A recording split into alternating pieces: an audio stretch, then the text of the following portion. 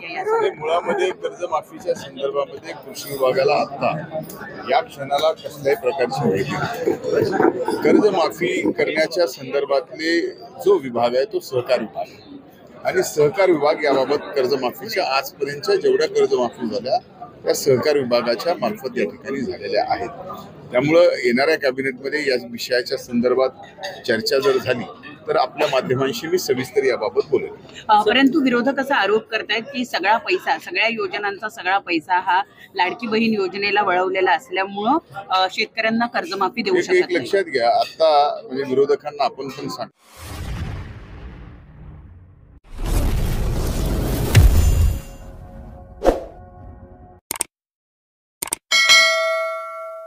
आणि आपण पण समजून घ्या। मुळात आपण समजलं तर विरोधकांनाच 5,000 कोटी रुपये आता शेतकऱ्यांच्या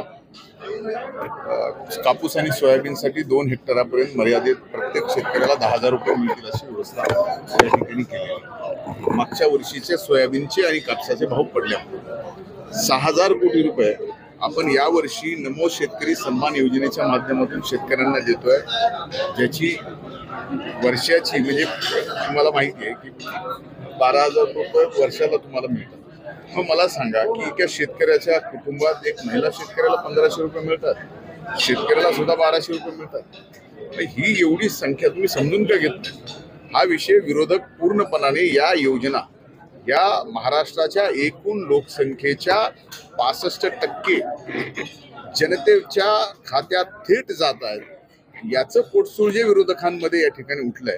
त्यामुळे याला बजेट आहे का, त्याला बजेट आहे का? अरे ज्या वेळेस या महायुती सरकारमध्ये 10वा अर्थसंकल्प 24-25चा मांडत असताना आदरणीय उपमुख्यमंत्री आणि आमचे राष्ट्रीय अध्यक्ष अजितदादा पवारांनी या ठिकाणी हा अर्थसंकल्प मांडला आणि ह्या योजना जाहीर केल्या।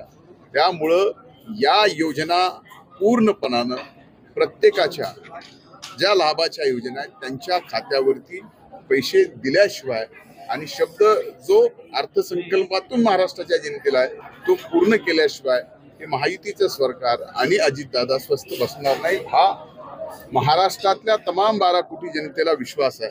फक्त आपण पण एवढा विश्वास ठेवा आणि जो विश्वास आता जनतेच्या मनात आहे त्यांना कन्फ्यूज करायचा प्रयत्न करू नका। ही माझी आपणास आणि आपल्या माध्यमातून विरोधकांना पण विनंती आहे। एक लक्षात घ्या, माझी 15 दिवसापूर्वीच आदरणीय प्रकाश दादांच्या सोबत बोलणं झालं होतं। दादा अनेक वर्ष विधिमंडळामध्ये त्या ठिकाणी ते काम करतात। अनेक वर्ष ते माजलगाव विधानसभा मतदारसंघाचे आमदार म्हणून त्यांनी काम केलंय, राज्यात मंत्री म्हणून त्यांनी काम केलंय। माझ्या वडिलांचे स्वर्गीय मुंडे साहेबांचे ते या ठिकाणी सहकारी म्हणून त्यांनी काम केलेलं आहे। आणि आज एकूणच त्यांनी मतदारसंघात दौऱ्यामध्ये असताना त्यांनी सांगितलं की आता मी राजकारणामध्ये सक्रिय राजकारणामध्ये काम करणार नाही, निवडणूक लढणार नाही आणि यापुढे त्यांचे पुतणे अशा बाबतचा त्यांनी निर्णय घेतला। पण या निर्णय घेतला असताना आता जो निर्णय त्यांनी घेतलाय हा निर्णय पक्षाच्या कानावर आजही घातला। मी आपल्या माध्यमांशी त्या ठिकाणी बोललो। मला असं वाटतं की पक्ष नेतृत्व पुढील विषय निर्णयाला येतील। चर्चा करताना त्यांनी काही कारण सांगितलेलं आहे की काय? एक लक्षात घ्या, त्यांना ओव्हरऑल एकूणच काही कमरेच्या त्रास आहेत, काही त्याच्यात आपण त्यांच्या जे काही फिजिकल इश्यूज आहेत आणि त्यामुळं थोडंसं त्यांनी माघार घेतली असावी असा माझा समज आहे। कारण त्यांनी बोलताना मला हेच सांगितलं होतं की त्यांच्या एकूण आजारापोटी आणि इतके वर्ष मी काम करतोय आता मी थोडंसं थांबलं पाहिजे असं ते म्हणत होते। मी स्वतः त्यांना आग्रह केला की ही निवडणूक फार महत्त्वाची, आपण लढलं पाहिजे।